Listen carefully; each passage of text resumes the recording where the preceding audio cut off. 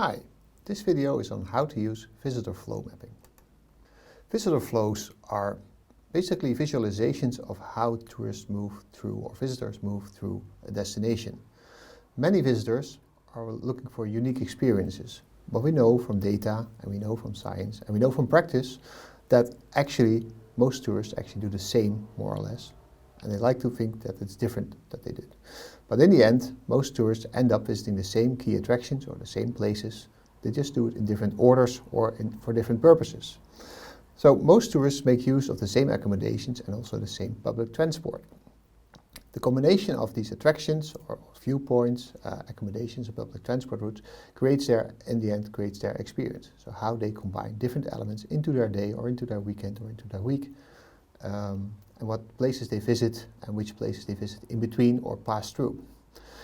Looking at that from a geographical point of view means that you can map how people are moving through your destinations, which places they pass through, which places they don't pass through, and you can steer that, of course, by doing interventions in the infrastructure, sometimes also by doing interventions like adding or removing certain attractions that are part of your tourism system.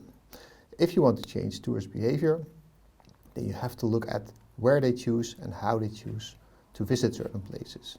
The picture on the right, you can see the food hall that is built in Rotterdam some years ago. Actually, a lot of people visit it. It's almost the biggest attraction that Rotterdam has to offer, although it's not a formal attraction, but it's a food market. And you can tell that if you Google it, everybody's making more or less the same picture of the same building. So although people are having their own unique experience, they're actually visiting the same place, and they came there using the similar public transport, for instance, coming from different directions, but sometimes also from the same direction. So if you want to do visitor flow mapping, this is the information you need. You want to understand tourist behavior and decision making from a logistics point of view. This is not unique to just cultural tourism development. It's been researched a lot already. But it's information that we need if we want to make interventions in the tourism system to make things work better, smoother, improve things, make things more sustainable. There's two ways of doing this. The very posh version of it is that when you have mobile phone data or app data that really allows you to track visitors' GPS location throughout their days that they visit your place. Sometimes you combine that with ticket sales data, so you also know how many people have bought a ticket for a particular museum or other attraction. You can also do it using observations and common sense, just asking locals that are part of the destination to help you draw out how people move through the destination. By public transport, by hiking, by cycling, by car, anything is possible, but you get a decent feel of where people are passing through and where people are going from A to B to C. There's different ways of visualizing this. Lee et al. Have created a system to sort of categorize why people move to certain directions. They have 5 modes for that. And mode 1 is the simplest one. It's just a big attraction everybody wants to head towards, maybe like the food hall that you just saw already on the previous slide. Mode 2 is when there is such a place, but there's also other interesting places to visit. So maybe next to the food hall, there's a couple of other interesting food or other topic-related places that people like to visit since they're heading in that direction anyway. Mode 3 doesn't give you that information, but there's a series of interesting places that together are attractive, but by themselves are not so attractive. So several different places that might be interesting because there's art available, because it's a nice park, maybe there's an interesting retailer or a story to be told, and together it makes people decide this is the neighborhood that we want to spend some time today because these things are available. Mode 4 is typical when there's a big attraction with related sub-attractions. So sometimes you see this in museum clusters in the city. There's one big museum, but there's others close by that sort of benefit from having that big attraction close by. So depending on the system that you're part of, you may want to investigate what your system looks like and what the big attractions are and what is in their vicinity that people visit. Mode 5 is typically a way of visiting a place that comes in with a route. So you go from 1 to 2 to 3 and to 4 in that order because they are on the same path basically. You see this a lot with the tourist routes that are already available, but you can also track with, for instance, that mobile phone data, whether people actually use it or create their own routes, and use that data to create better versions of that route or make information available to these people since they're going there anyway. If you know where the interesting places are in your destination, which are the main attractions and which parts of the city are also interesting and are connected to these big attractions, then you can also map out how people move about your destination. If you've already created a participatory systems map, you have this information in place already. If you haven't, then you might also want to use a tourist guide, just to use it as a map. And then drawing the lines together with people that can know, or based on your data, on how many people are moving from A to B in a particular direction to visit different attractions or sites that are relevant to them. By adding these up, you can tell which places are likely to be overcrowded, and maybe you already know this from talks with your residents, and which areas are actually undervisited, although they might be attractive. Changing that is something you can do by adding or removing elements in your tourism system. So by signage, of course, by introducing routes, but also by sometimes adding an attraction at a certain point so people start moving in that direction, or removing one sometimes so less people are attracted to a particular area. These are big decisions to make, of course, but if you make them together with your residents, with your entrepreneurs, and with your local stakeholders, you can really make a difference for your destination in making it work for everybody and not just for the tourist.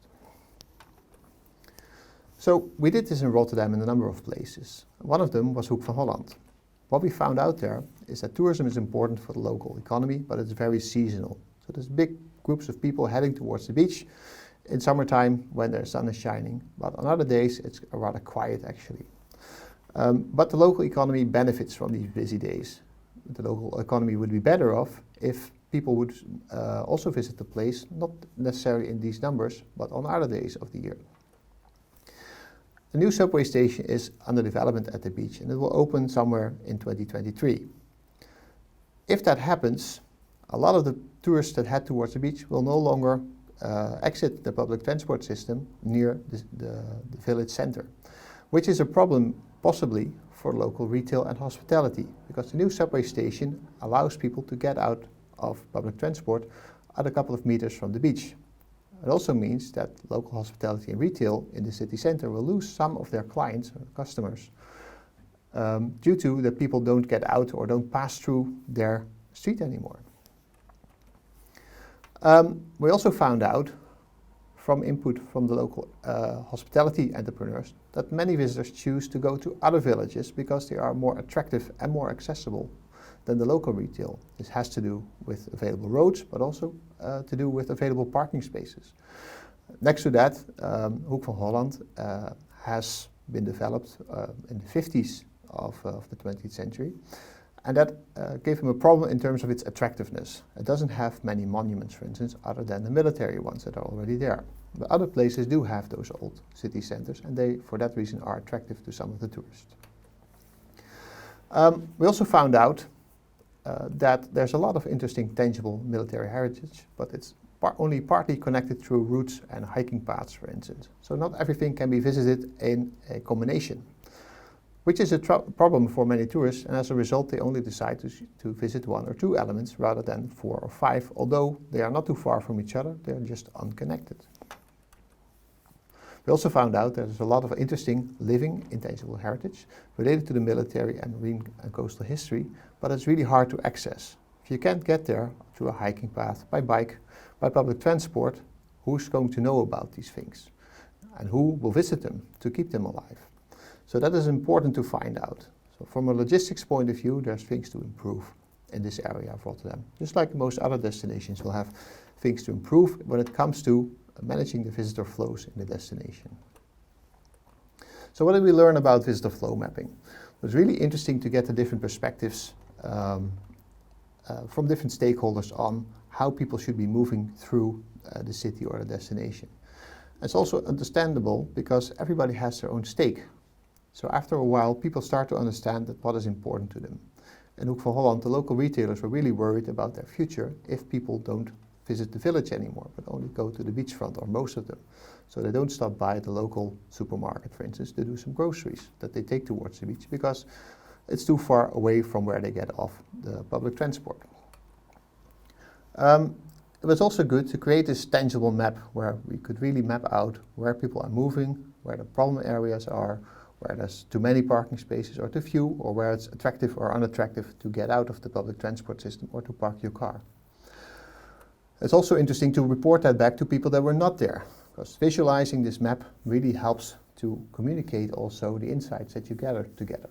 So you really get the local tacit knowledge, things that people already know but hasn't been put on paper yet, together, and you create those insights and bring them towards whoever needs to decide on these things.